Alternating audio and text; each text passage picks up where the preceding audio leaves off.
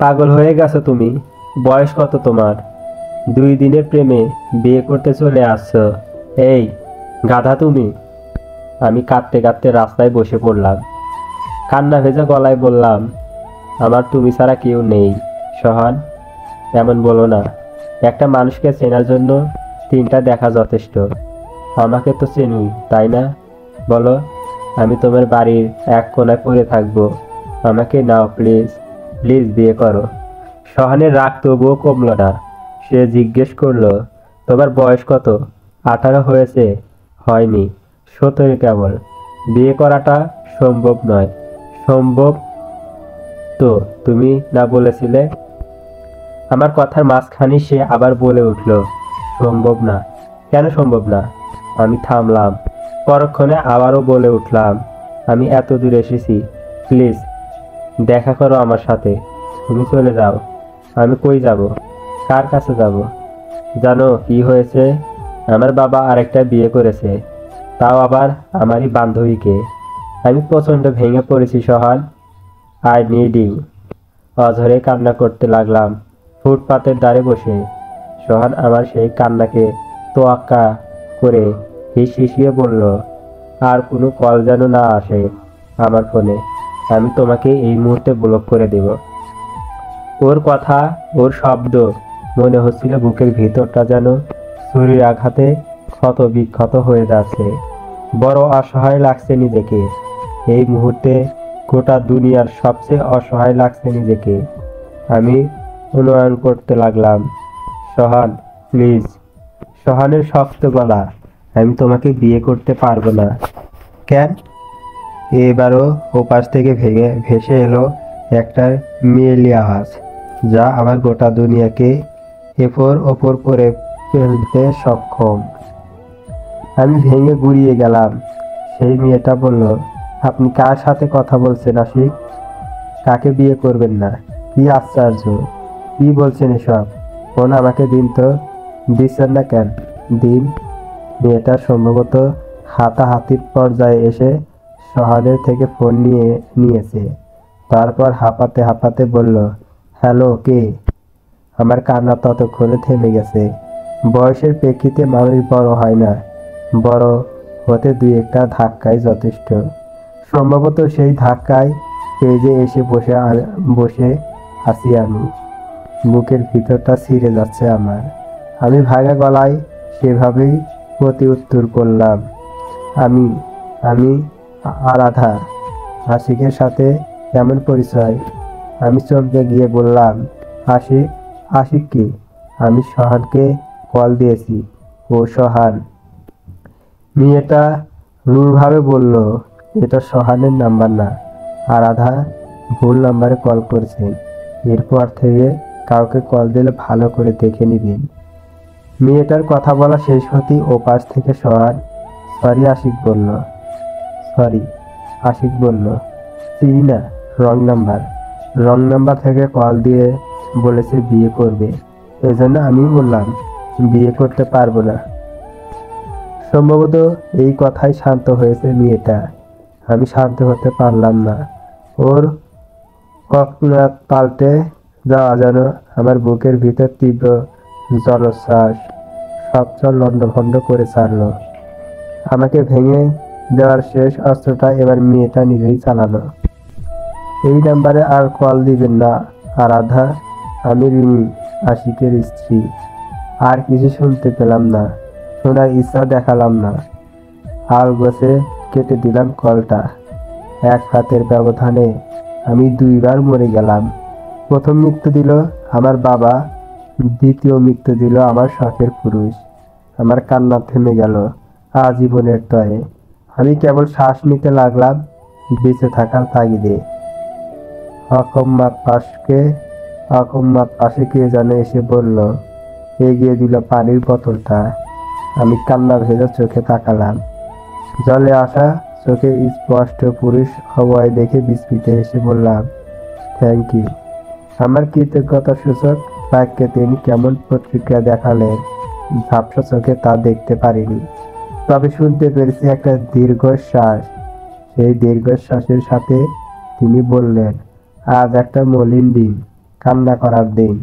আপনার যদি কান্না করতে ইচ্ছে হয়, আমি পাশে থেকে সহানুভূতি দেখাতে পারি। আমি পানিটুকু খেয়ে মৃদু স্বরে বললাম, আমার কান্না করা উচিত নয়। ঠকে যাওয়া মানুষ। আমি ঠকবাজদের সফলতায় কান্না বেমানান। আমি যখন চট্টগ্রামে এসে পা ফেলেছিলাম, তখন খা খা রোদ্দুর ছিল, আর সেই স্থানটি এখন ভীষণ গুমট। আকাশে মেঘও ডাকতে শুরু করলো হঠাৎ।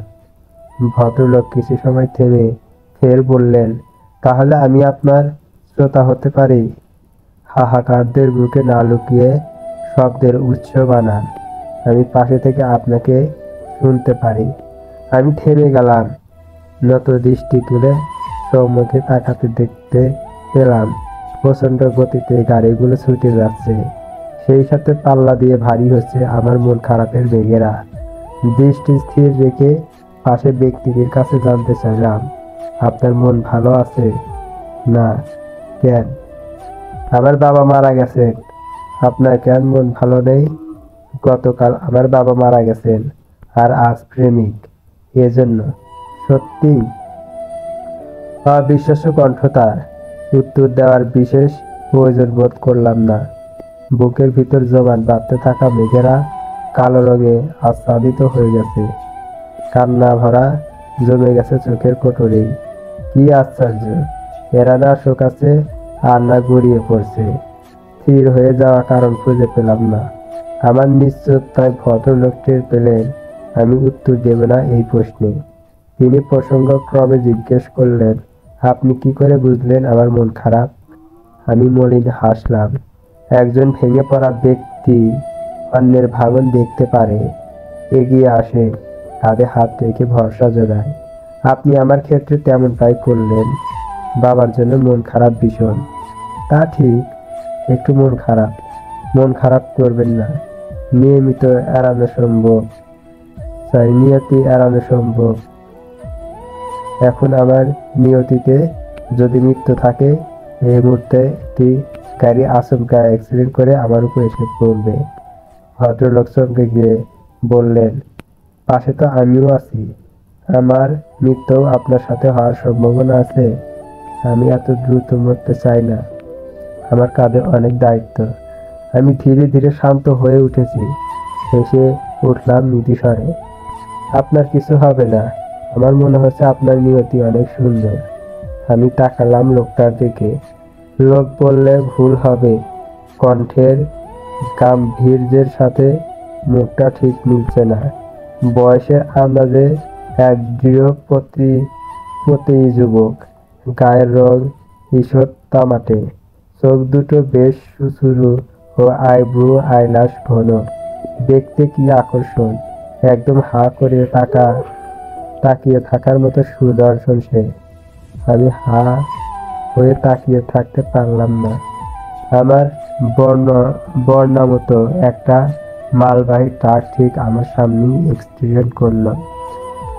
তার উপর থাকা ভারী ভারী বক্সগুলো ছিটকে আমার গায়ের উপর পড়ার উদ্দেশ্য নিয়ে এগোতেই পাশের লোকটা আমার মুখোমুখি হয়ে ঝুঁকি নিল। ফলস্বরূপ বোঝাগুলো তার পিঠে গিয়ে লাগলো। একটা শব্দও সে করলো না। উনি মেষ তাকিয়ে রইল আমার দিকে। বিগত 24 ঘন্টার মধ্যকার তীব্র বিস্ময়ে আমি বিস্মিত হলাম না। তাকে না দেখার মতো ছেড়ে আমি এই মুহূর্তে তাকিয়ে রইলাম এই সম্পূর্ণ অচেনা ছেলেটার দিকে, যার চোখ দেখে মনে হচ্ছে সে আমার কতই না চেনা। ছেলেটা কিছুক্ষণ পর উঠে দাঁড়িয়ে বলল, আপনার নিয়তি এত জলদি মৃত্যু নেই, হাত ধরুন। আমি হাত ধরলাম না। সে নিজেই আমার হাত ধরে আমাকে উঠে দাঁড় করালো, আর তারপর আমার ব্যাগটা নিজের অন্য হাতে নিয়ে অ্যাক্সিডেন্টাল প্লাস থেকে সরে একটা ছাউনির নিচে এলো। আমার অন্যমনস্ক চাহনির দিকে তাকিয়ে তার উদ্বিগ্ন দৃষ্টির সাথে গম্ভীর স্বর, ঠিক আছেন আপনি? তার চোখে চোখ আমার। আশেপাশে জমাট বাঁধা ভিড়, আকাশে মেঘের গর্জন, তীব্র ঝাপসা গরম, তারপর আচমকা ভিড়ের অগোচরে কোথায় যেন সে মিশে গেল। আমার জানা নেই, যাওয়ার আগে তার ঠোঁট দুটো বিড়বিড় করে কি যেন বলল, বুঝতে পারলাম না। চারপাশে মানুষের কোলাহল, গাড়ির যান্ত্রিক শব্দ, সব মিলে আমি স্তব্ধ হয়ে তাকিয়ে রইলাম। সদ্য আসা ঘূর্ণিঝড়কে তার মতোই যেতে দিলাম। মাঝখানে যে সে তার কতটা এলোমেলো করে গেল আমি নিজেও জানলাম না।